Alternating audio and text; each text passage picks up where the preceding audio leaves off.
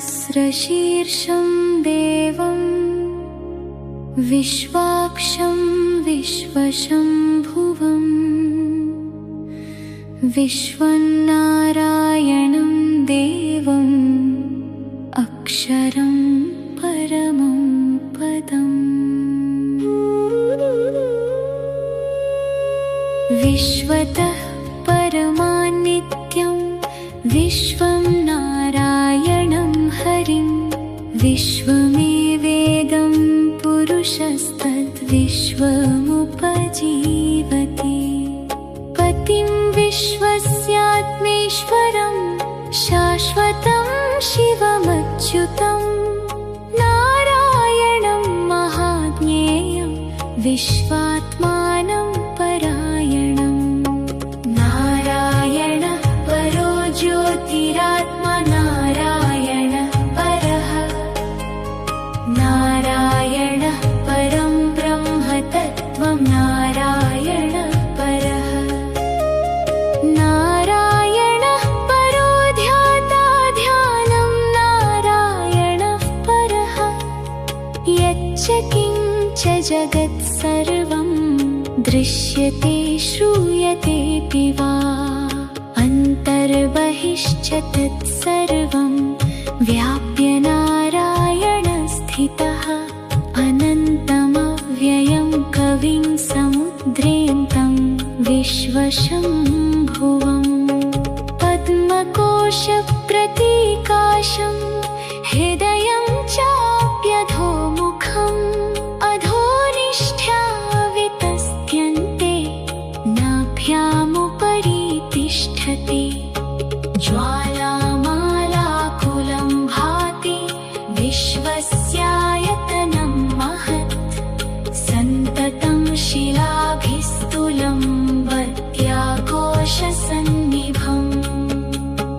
तस्यान्ते सूक्ष्ममस्यन्ते तस्मिन् सर्वं प्रतिष्ठितं तस्य मध्ये महानगनिर्विश्वाचिर्विश्वतो मुखः सोऽग्रभुग्विभजस्तिष्ठन् नाहारमजरः कविः तिर्यगूर्ध्वमधःशायी रश्मयस्तस्य सन्तताः सन्तापयति स्वं देहमापादतलमस्तकम् तस्य मध्ये वह्निशिखा अणियोर्ध्वा व्यवस्थिता नीलतो यदमध्यस्था विद्युल्लेखेव भास्वरा नीवारशूकवत्तन्वी पीता भास्वत्यनुपमा तस्या शिखाया मध्ये परमात्मा व्यवस्थितः स ब्रह्मा स शिवः स हरिः सेन्द्रः सोऽक्षरः परमस्वराट् ऋतं सत्यं परं ब्रह्म पुरुषं कृष्णपिङ्गलम् ऊर्ध्वरेतं विरूपाक्षं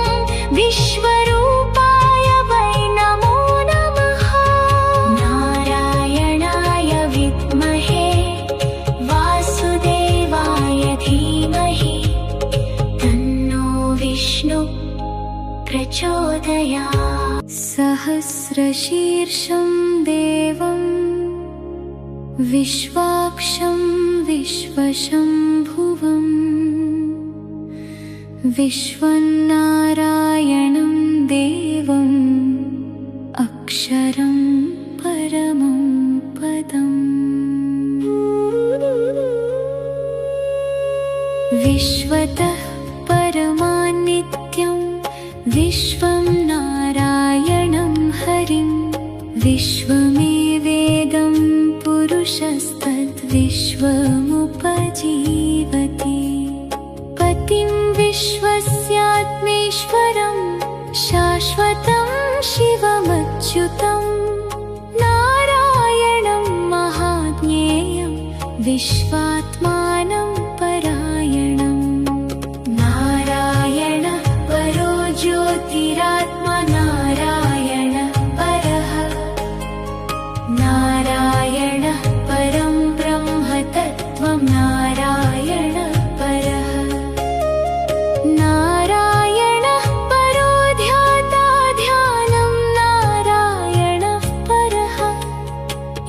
यच्च किञ्च जगत्सर्वं दृश्यते श्रूयतेऽपि वा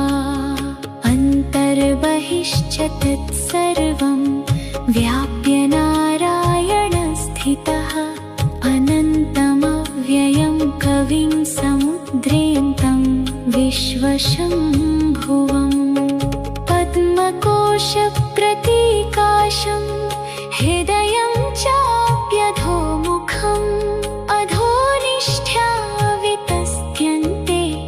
नाभ्यामुपरि तिष्ठति ज्वालामालाकुलं भाति विश्वस्यायतनं महत्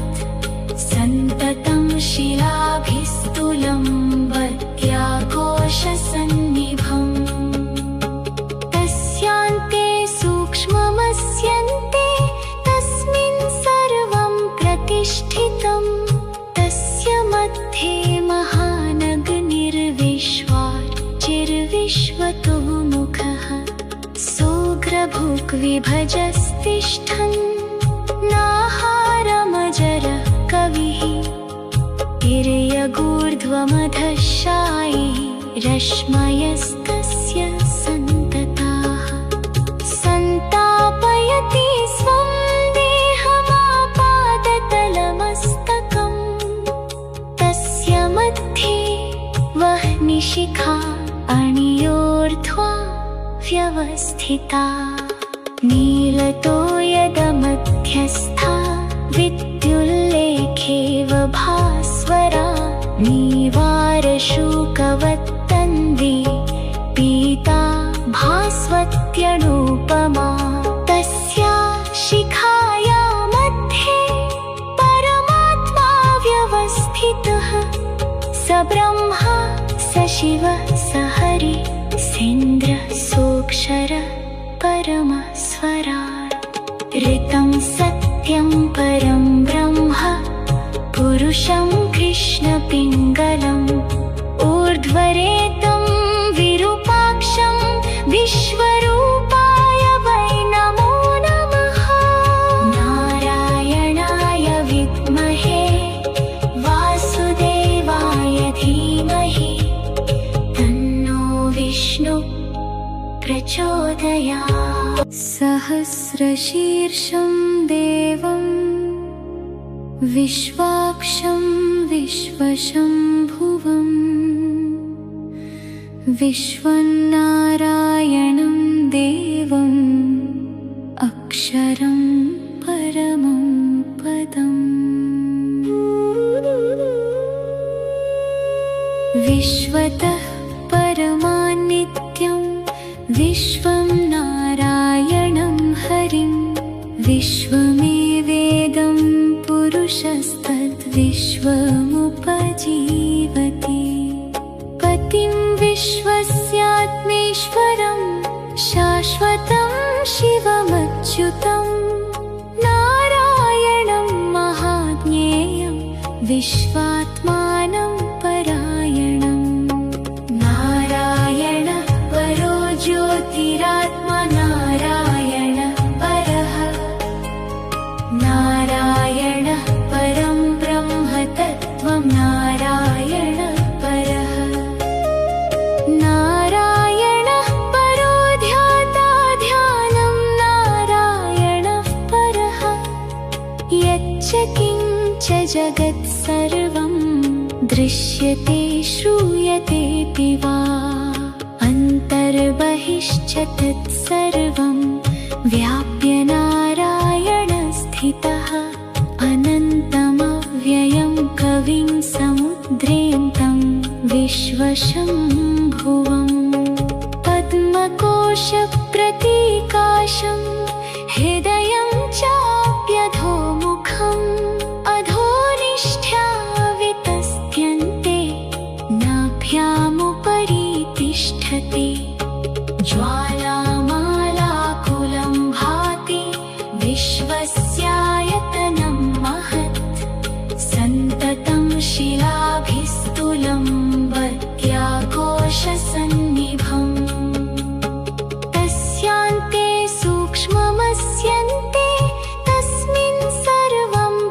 प्रतिष्ठितम् तस्य मध्ये महानगनिर्विश्वाचिर्विश्वतोमुखः सोग्रभुग्विभजस्तिष्ठन् नाहारमजरः कविः तिर्यगूर्ध्वमधःशायी रश्मयस्तस्य सन्तताः सन्तापयति स्वं देहमापादतलमस्तकम् तस्य मध्ये वह्निशिखा अणियोर्ध्वा व्यवस्थिता नीलतो यदमध्यस्था विद्युल्लेखेव भास्वरा नीवारशूकवत्तन्वी पीता भास्वत्यनुपमा तस्या शिखाया मध्ये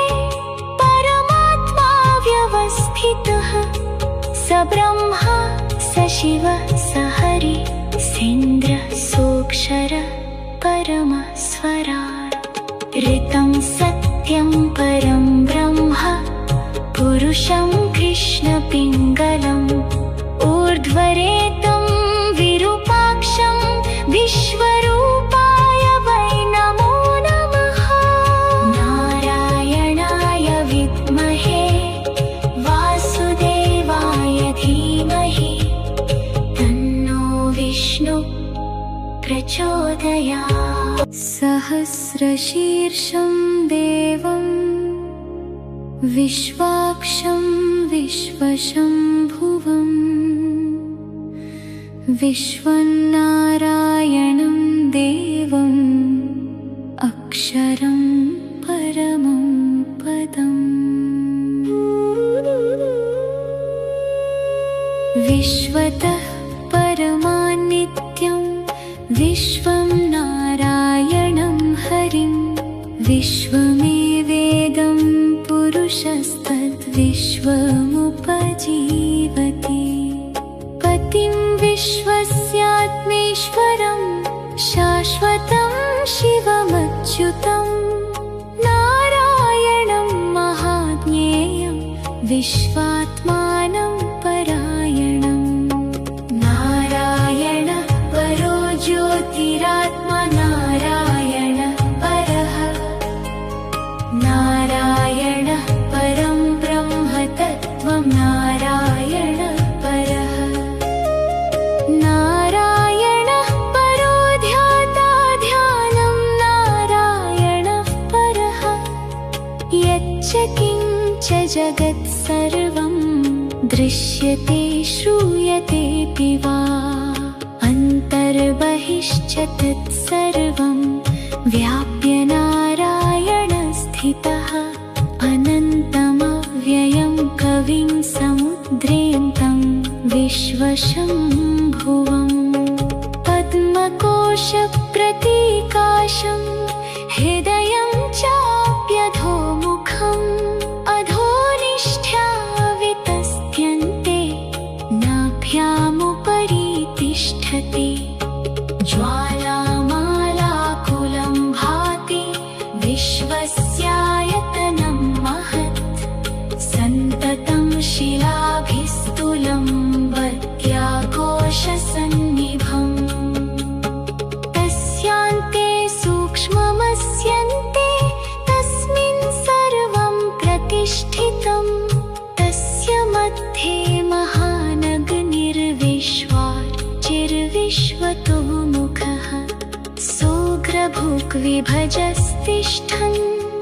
नाहारमजरः कविः तिर्यगूर्ध्वमधःशायी रश्मयस्तस्य सन्तताः सन्तापयति स्वं देहमापादतलमस्तकम् तस्य मध्ये वह्निशिखा अणियोर्ध्वा व्यवस्थिता नीलतो यदमध्यस्था विद्युल्लेखेव भास्वरा नीवारशूकवत्तन्वी पीता भास्वत्यनुपमा तस्या शिखाया मध्ये परम ब्रह्मा स शिवः स हरि सेन्द्र सोऽक्षर परमस्वराट् ऋतं सत्यं परं ब्रह्म पुरुषं कृष्णपिङ्गलम् ऊर्ध्वरेतं विरूपाक्षं विश्वरूपाय वै नमो नमः। नारायणाय विद्महे वासुदेवाय धीमहि तन्नो विष्णु प्रचोदयात्। सहस्रशीर्षं देवं विश्वाक्षं विश्वशम्भुवम् विश्वन्नारायणं देवम् अक्षरं परमं पदम् विश्वतः परमान्नित्यं विश्वं नारायणं हरिं विश्वमेवेदं पुरुषस्तद्विश्वमुपजीवति पतिं विश्वस्यात्मेश्वरं शाश्वतं शिवमच्युतं नारायणं महाज्ञेयं विश्वात्मानं परायणं। नारायण परो ज्योतिरात्मा नारायण परः नारायण परं ब्रह्म तत्त्वं नारायण परः नारायणः परो ध्याता ध्यानं नारायणः परः यच्च किञ्च जगत् सर्वं दृश्यते श्रूयतेऽपि वा अन्तर्बहिश्च तत्सर्वं व्याप्य नारायणस्थितः अनन्तमव्ययं कविं समुद्रेन्तं विश्वशम्भुवम् पद्मकोशप्रतीकाशं हृदयं चाप्यधोमुखम् अधोनिष्ठ्या वितस्त्यन्ते नाभ्यामुपरि तिष्ठति ज्वालामालाकुलं भाति विश्वस्यायतनं महत् सन्ततं शिलाभिस्तुलं वत्याकोशसन्निभम् तस्यान्ते सूक्ष्ममस्यन्ते तस्मिन् सर्वं प्रतिष्ठितं तस्य मध्ये महानगनिर्विश्वाचिर्विश्वतो मुखः सोऽग्रभुग्विभजस्तिष्ठन् नाहारमजरः कविः तिर्यगूर्ध्वमधःशायी रश्मयस्तस्य सन्तताः सन्तापयति स्वं देहमापादतलमस्तकम् तस्य मध्ये वह्निशिखा अणियोर्ध्वा व्यवस्थिता नीलतो यदमध्यस्था विद्युल्लेखेव भास्वरा नीवारशूकवत्तन्वी पीता भास्वत्यनुपमा तस्या शिखाया मध्ये परमात्मा व्यवस्थितः स ब्रह्मा स शिवः स हरि सेन्द्र सोऽक्षर परमस्वराट् ऋतं सत्यं परं ब्रह्म पुरुषं कृष्णपिङ्गलम् ऊर्ध्वरेतं विरूपाक्षं विश्वरूपाय वै नमो नमः। नारायणाय विद्महे वासुदेवाय धीमहि तन्नो विष्णु प्रचोदयात्। सहस्रशीर्षं देवं विश्वाक्षं विश्वशम्भुवम् विश्वन्नारायणं देवम् अक्षरं परमं पदम्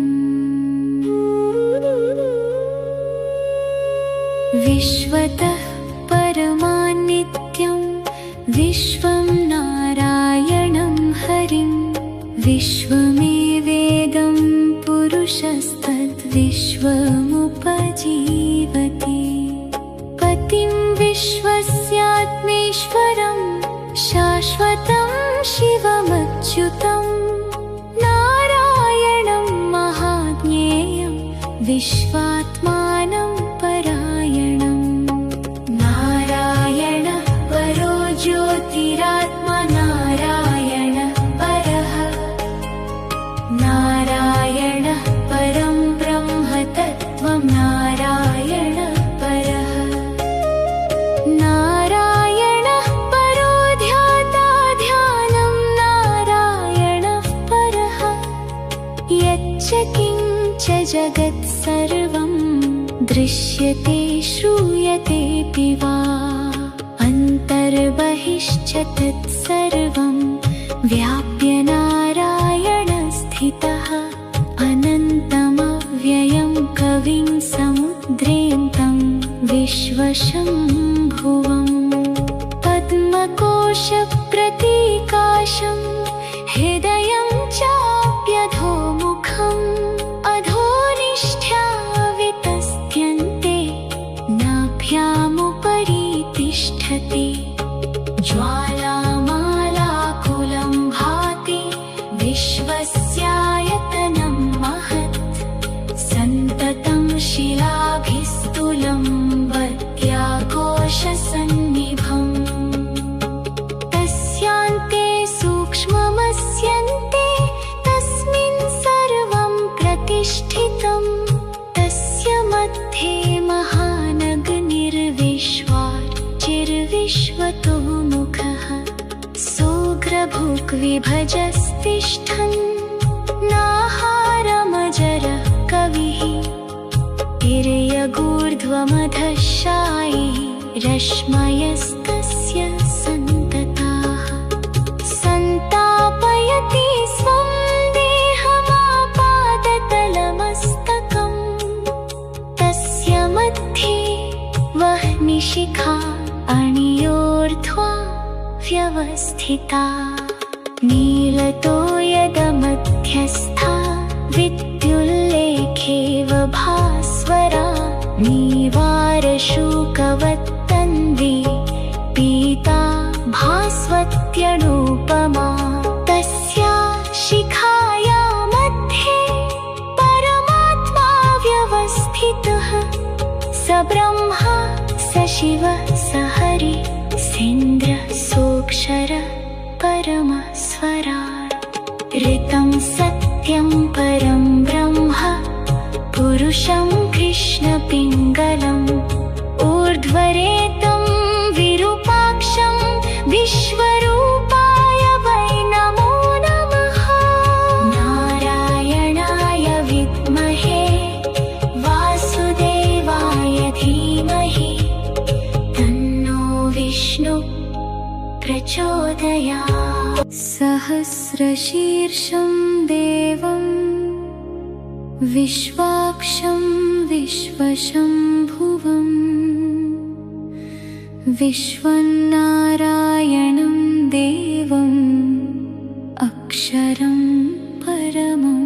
पदम् विश्वतः परमान्नित्यं विश्वं नारायणं हरिं विश्वमेवेदं पुरुषस्तद्विश्वमुपजीवति पतिं विश्वस्यात्मेश्वरं शाश्वतं शिवमच्युतं नारायणं महाज्ञेयं विश्वात्मानं परायणं नारायणः परो ज्योतिरात्मा नारायणः परः नारायणः परं ब्रह्म तत्त्वं नारायणः परः नारायणः परो ध्याता ध्यानं नारायणः परः यच्च किञ्च जगत् सर्वं दृश्यते श्रूयतेऽपि वा अन्तर्बहिश्च तत्सर्वं व्याप्य नारायणस्थितः अनन्तम् अव्ययं कविं समुद्रेऽन्तं विश्वशम्भुवम् पद्मकोशप्रतीकाशं हृदयं चाप्यधोमुखम् अधोनिष्ठ्या वितस्त्यन्ते नाभ्यामुपरि तिष्ठति ज्वालामालाकुलं भाति विश्वस्यायतनं महत् सन्ततं शिलाभिस्तुलं वत्याकोशसन्निभम् तस्यान्ते सूक्ष्ममस्यन्ते तस्मिन् सर्वं प्रतिष्ठितं तस्य मध्ये महानगनिर्विश्वाचिर्विश्वतोमुखः सोऽग्रभुग्विभजस्तिष्ठन् नाहारमजरः कविः तिर्यगूर्ध्वमधश्शायी रश्मयस्तस्य सन्तताः सन्तापयति स्वं देहमापादतलमस्तकम् तस्य मध्ये वह्निशिखा अणियोर्ध्वा व्यवस्थिता नीलतो यदमध्यस्था विद्युल्लेखेव भास्वरा नीवारशूकवत्तन्वी पीता भास्वत्यनुपमा तस्या शिखाया मध्ये परमात्मा व्यवस्थितः स ब्रह्मा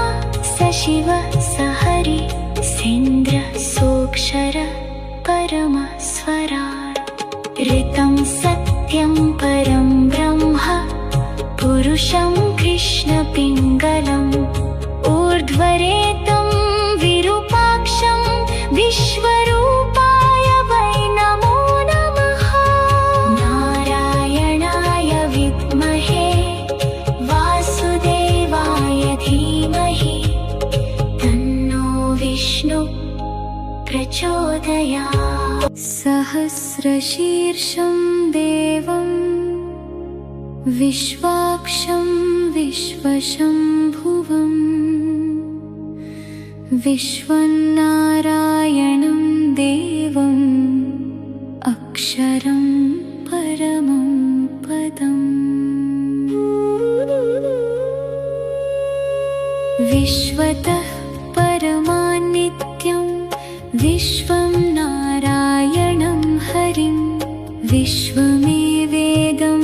पुरुषस्तद्विश्वमुपजीवति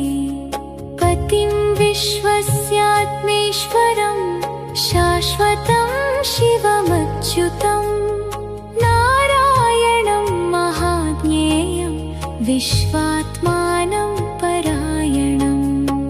नारायण परो ज्योतिरात्मा नारायण परः नारायण परं ब्रह्म तत्त्वं नारायण परः नारायणः परो ध्याता ध्यानं नारायणः परः यच्च किञ्च जगत् सर्वं दृश्यते श्रूयतेऽपि वा अन्तर्बहिश्च तत्सर्वं व्याप्य नारायणस्थितः अनन्तमव्ययं कविं समुद्रेऽन्तं विश्वशम्भुवम्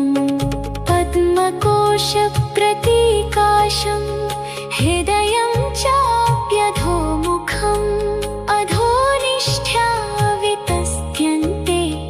नाभ्यामुपरि तिष्ठति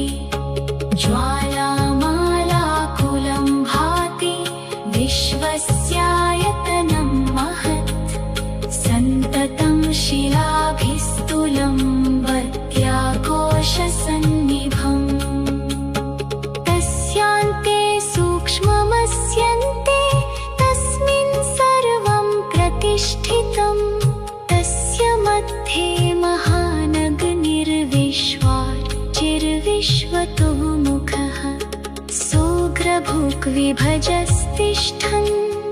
नाहारमजरः कविः ऊर्ध्वमधशायी रश्मयस्तस्य सन्तताः सन्तापयति स्वं देहमापादतलमस्तकम् तस्य मध्ये वह्निशिखा अणियोर्ध्वा व्यवस्थिता नीलतो यदमध्यस्था विद्युल्लेखेव भास्वरा नीवारशूकवत्तन्वी पीता भास्वत्यनुपमा तस्या शिखाया मध्ये परमात्मा व्यवस्थितः स ब्रह्मा स शिवः स हरिः सेन्द्रः सोऽक्षरः परमस्वराट् ऋतं सत्यं परं ब्रह्म पुरुषं कृष्णपिङ्गलम् ऊर्ध्वरेतं विरूपाक्षं विश्वरूपाय वै नमो नमः नारायणाय विद्महे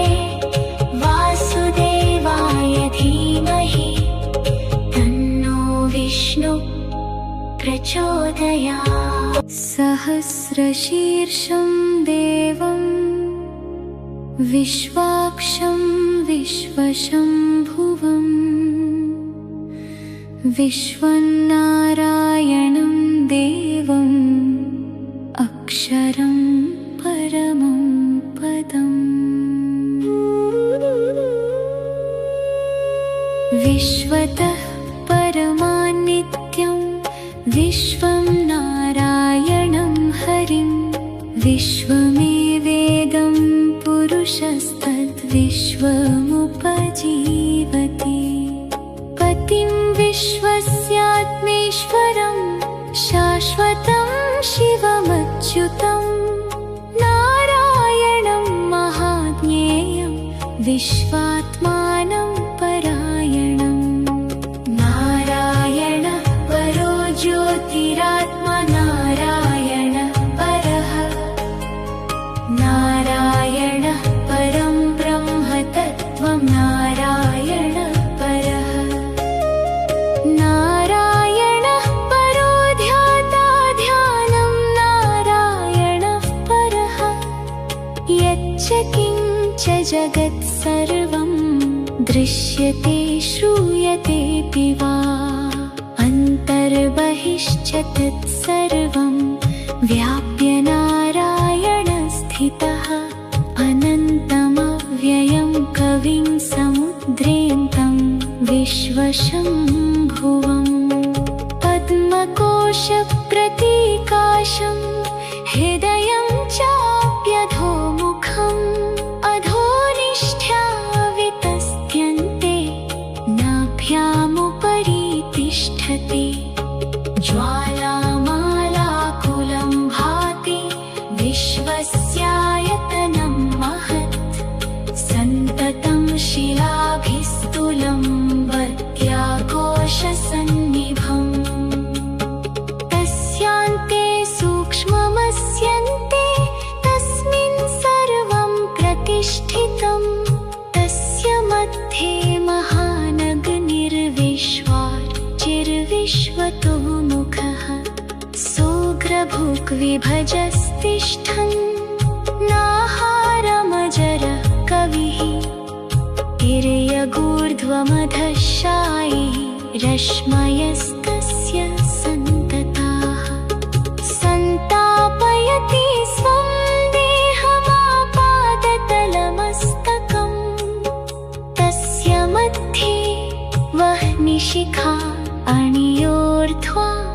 व्यवस्थिता नीलतो यदमध्यस्था विद्युल्लेखेव भास्वरा नीवारशूकवत्तन्वी पीता भास्वत्यनुपमा तस्या शिखाया मध्ये परमात्मा व्यवस्थितः स ब्रह्मा स शिवः स हरिः सेन्द्रः सोऽक्षरः परमस्वराट् ऋतं सत्यं परं ब्रह्म पुरुषं कृष्णपिङ्गलम्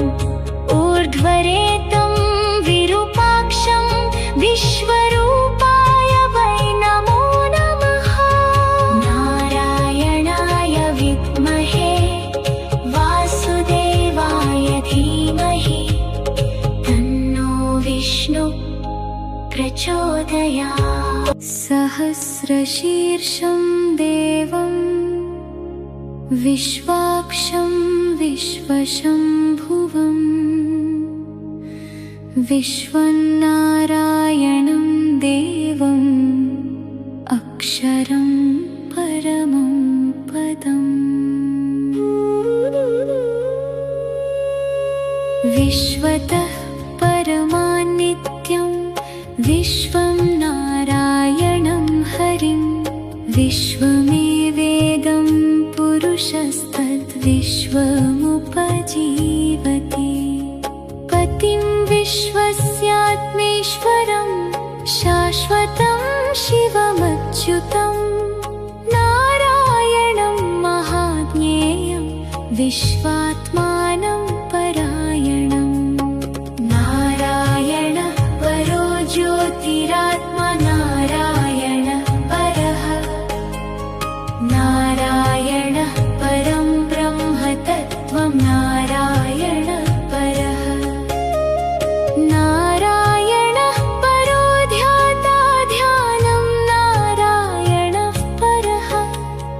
यच्च किञ्च जगत् सर्वं दृश्यते श्रूयतेऽपि वा अन्तर्बहिश्च तत्सर्वं व्याप्य नारायण स्थितः। अनन्तमव्ययं कविं समुद्रेऽन्तं विश्वशम्भुवम्। पद्मकोशप्रतीकाशं हृदयं चाप्यधोमुखम् अधोनिष्ठ्यावितस्त्यन्ते नाभ्यामुपरि तिष्ठति। ज्वालामालाकुलं भाति विश्वस्यायतनं महत् सन्ततं शिलाभिस्तुलं वत्याकोशसन्निभम्। तस्यान्ते सूक्ष्ममस्यन्ते तस्मिन् सर्वं प्रतिष्ठितं। तस्य मध्ये महानगनिर्विश्वाचिर्विश्वतो मुखः सोऽग्रभुग्विभजस्तिष्ठन् नाहारमजरः कविः। तिर्यगूर्ध्वमधःशायी रश्मयस्तस्य सन्तताः। सन्तापयति स्वं देहमापादतलमस्तकम्। तस्य मध्ये वह्निशिखा अणियोर्ध्वा व्यवस्थिता। नीलतो यदमध्यस्था विद्युल्लेखेव भास्वरा। नीवारशूकवत्तन्वी पीता भास्वत्यनुपमा। तस्या शिखाया मध्ये परमात्मा व्यवस्थितः। स ब्रह्मा स शिवः स हरिः सेन्द्रः सोऽक्षरः परमस्वराट्। ऋतं सत्यं परं ब्रह्म पुरुषं कृष्णपिङ्गलम् ऊर्ध्वरेतं विरूपाक्षं विश्वरूपाय वै नमो नमः। नारायणाय विद्महे वासुदेवाय धीमहि तन्नो विष्णु प्रचोदयात्। सहस्रशीर्षं देवं विश्वाक्षं विश्वशम्भुवम् विश्वन्नारायणं देवम् अक्षरं परमं पदम्। विश्वतः परमान्नित्यं विश्वं नारायणं हरिं विश्वमेवेदं पुरुषस्तद्विश्वमुपजीवति। पतिं विश्वस्यात्मेश्वरं शाश्वतं शिवमच्युतं नारायणं महाज्ञेयं विश्वात्मानं परायणम्। नारायण परो ज्योतिरा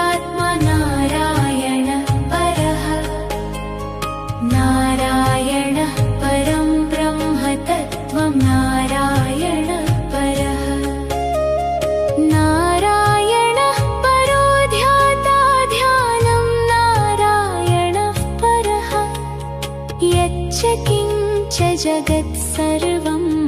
दृश्यते श्रूयतेऽपि वा अन्तर्बहिश्च तत्सर्वं व्याप्य नारायणस्थितः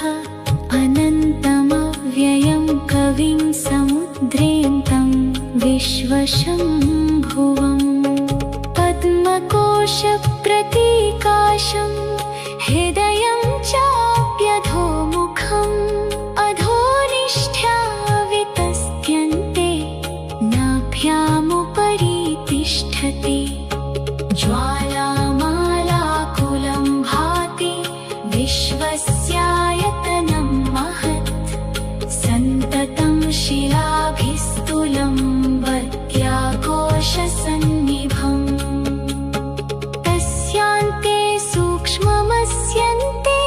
तस्मिन् सर्वं प्रतिष्ठितं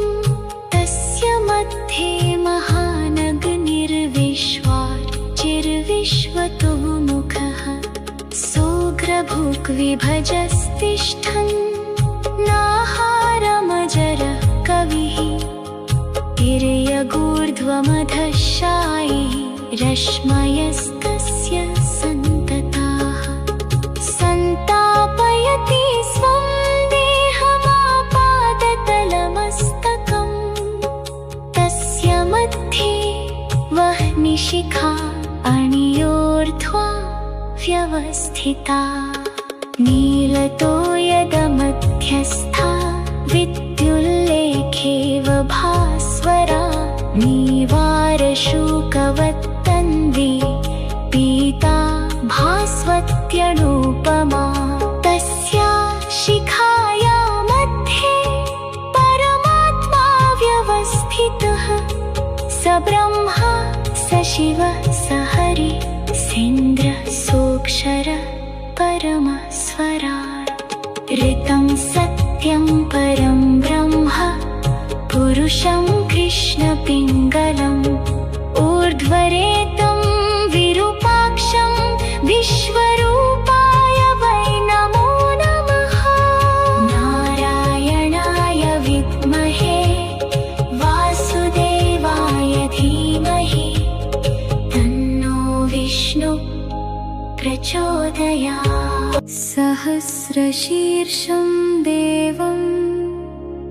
विश्वाक्षं विश्वशम्भुवम् विश्वन्नारायणं देवम् अक्षरं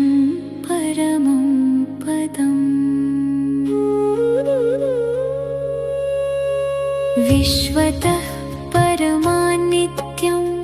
विश्वं नारायणं हरिं विश्वमेवेदं पुरुषस्तद्विश्वमुपजीवति पतिं विश्वस्यात्मेश्वरं शाश्वतं शिवमच्युतं नारायणं महाज्ञेयं विश्वात्मानं परायणम् नारायण परो ज्योतिरात्मा नारायण परः नारायण परं ब्रह्म तत्त्वं नारायण परः नारायणः परो ध्याता ध्यानं नारायणः परः यच्च किञ्च जगत् सर्वं दृश्यते श्रूयतेऽपि वा अन्तर्बहिश्च तत्सर्वं व्याप्य नारायणस्थितः अनन्तमव्ययं कविं समुद्रेऽन्तं विश्वशम्भुवम् पद्मकोशप्रतीकाशं हृदयं चाप्यधोमुखम् अधोनिष्ठ्या वितस्त्यन्ते नाभ्यामुपरि तिष्ठति ज्वालामालाकुलं भाति विश्वस्यायतनं महत् सन्ततं शिलाभिस्तुलं वत्याकोशसन्निभम् तस्यान्ते सूक्ष्ममस्यन्ते प्रतिष्ठितं तस्य मध्ये महानगनिर्विश्वाचिर्विश्वतोमुखः सोग्रभुग्विभजस्तिष्ठन् नाहारमजरः कविः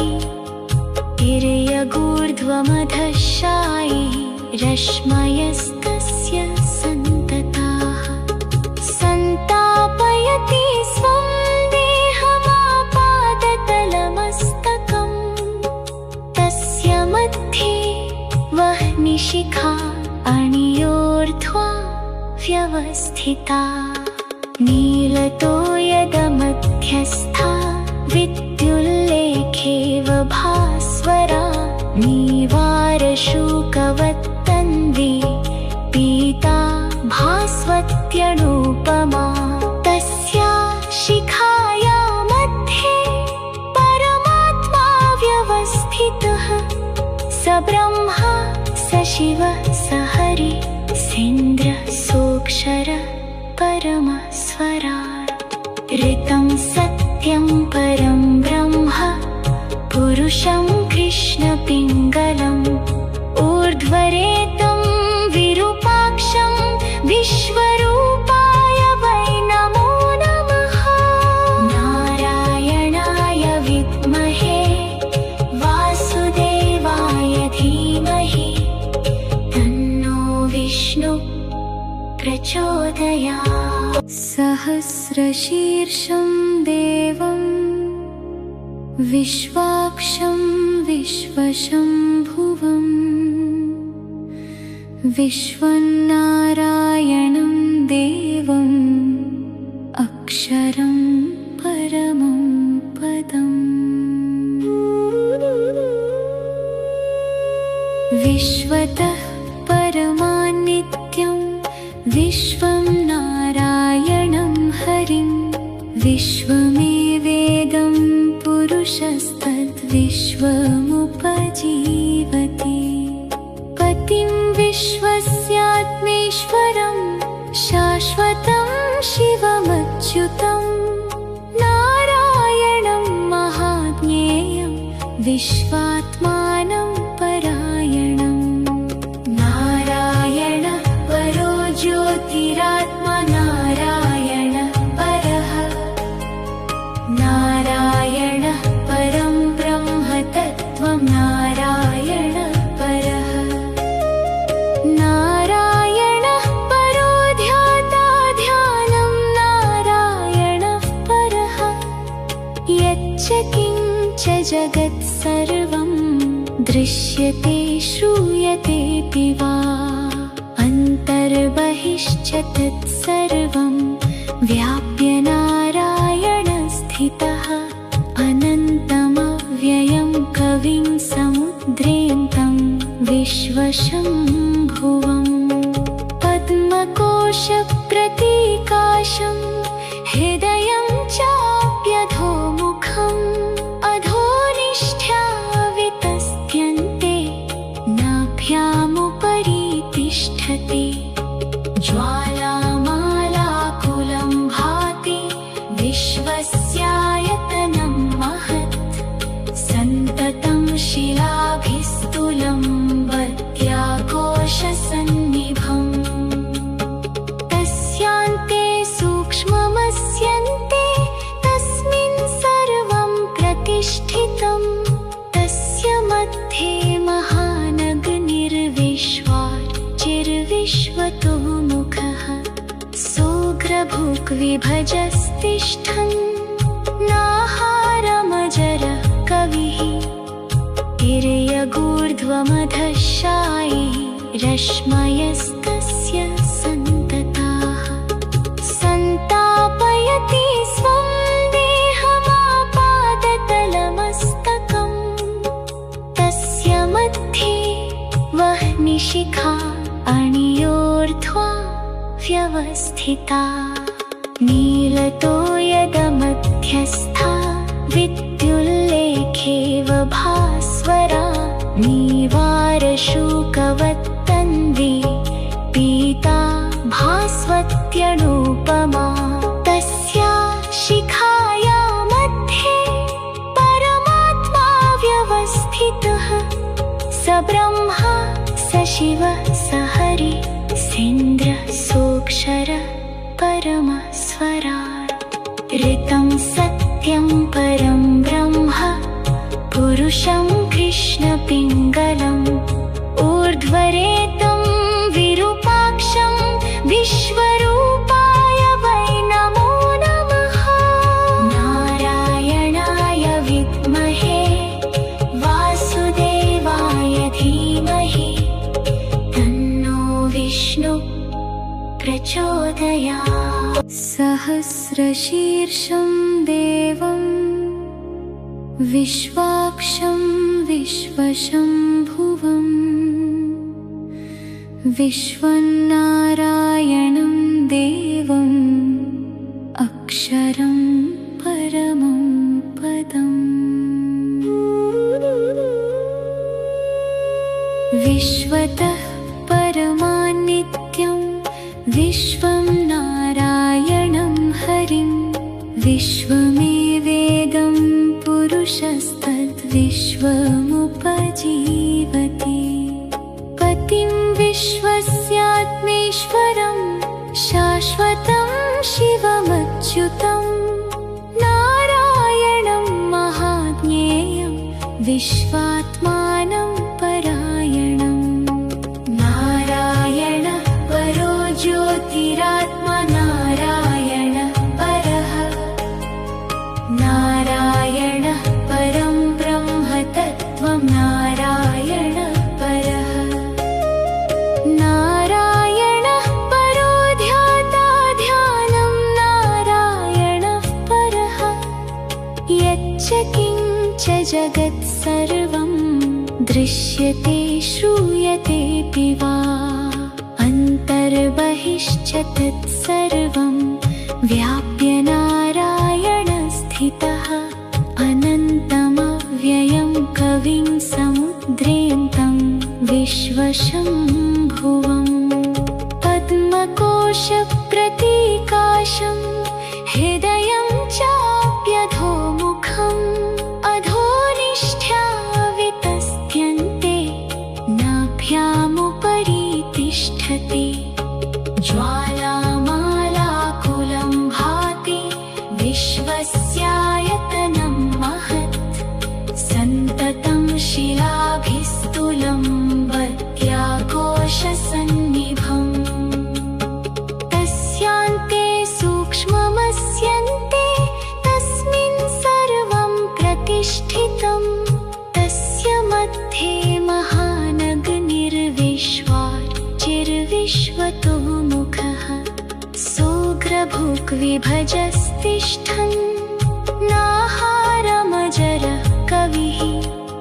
तिर्यगूर्ध्वमधःशायी रश्मयस्तस्य सन्तताः सन्तापयति स्वं देहमापादतलमस्तकम् तस्य मध्ये वह्निशिखा अणियोर्ध्वा व्यवस्थिता नीलतो यदमध्यस्था विद्युल्लेखेव भास्वरा नीवारशूकवत्तन्वी पीता भास्वत्यनुपमा तस्या शिखाया मध्ये परमात्मा व्यवस्थितः स ब्रह्मा स शिवः स हरिः सेन्द्रः सोऽक्षरः परमस्वराट् ऋतं सत्यं परं ब्रह्म पुरुषं कृष्णपिङ्गलम् ऊर्ध्वरेतं विरूपाक्षं विश्वरूपाय वै नमो नमः। नारायणाय विद्महे वासुदेवाय धीमहि तन्नो विष्णुः प्रचोदयात्। सहस्रशीर्षं देवं विश्वाक्षं विश्वशम्भुवम् विश्वन्नारायणं देवम् अक्षरं परमं पदम् विश्वतः परमान्नित्यं विश्वं नारायणं हरिं विश्वमेवेदं पुरुषस्तद्विश्वमुपजीवति पतिं विश्वस्यात्मेश्वरं शाश्वतं शिवमच्युतं नारायणं महाज्ञेयं विश्वात्मानं परायणं नारायण परो ज्योतिरात्मा नारायण परः नारायण परं ब्रह्म तत्त्वं नारायण परः नारायणः परो ध्याता ध्यानं नारायणः परः यच्च किञ्च जगत्सर्वं दृश्यते श्रूयतेऽपि वा अन्तर्बहिश्च तत्सर्वं व्याप्य नारायणस्थितः अनन्तमव्ययं कविं समुद्रेऽन्तं विश्वशम्भुवम् पद्मकोशप्रतीकाशं हृदयं चाप्यधोमुखम् अधोनिष्ठ्या वितस्त्यन्ते नाभ्यामुपरि तिष्ठति ज्वालामालाकुलं भाति विश्वस्यायतनं महत् सन्ततं शिलाभिस्तुलं वत्याकोशसन्निभम् तस्यान्ते सूक्ष्ममस्यन्ते तस्मिन् सर्वं प्रतिष्ठितं तस्य मध्ये महानगनिर्विश्वाचिर्विश्वतो मुखः सोऽग्रभुग्विभजस्तिष्ठन् नाहारमजरः कविः तिर्यगूर्ध्वमधःशायी रश्मयस्तस्य सन्तताः सन्तापयति स्वं देहमापादतलमस्तकम् तस्य मध्ये वह्निशिखा अणियोर्ध्वा व्यवस्थिता नीलतो यदमध्यस्था विद्युल्लेखेव भास्वरा नीवारशूकवत्तन्वी पीता भास्वत्यनुपमा तस्या शिखाया मध्ये परमात्मा व्यवस्थितः स ब्रह्मा स शिवः स हरिः सेन्द्रः सोऽक्षरः परमस्वराट् ऋतं सत्यं परं ब्रह्म पुरुषं कृष्णपिङ्गलम् ऊर्ध्वरेतं विरूपाक्षं विश्वरूपाय वै नमो नमः नारायणाय विद्महे वासुदेवाय धीमहि तन्नो विष्णु प्रचोदयात्।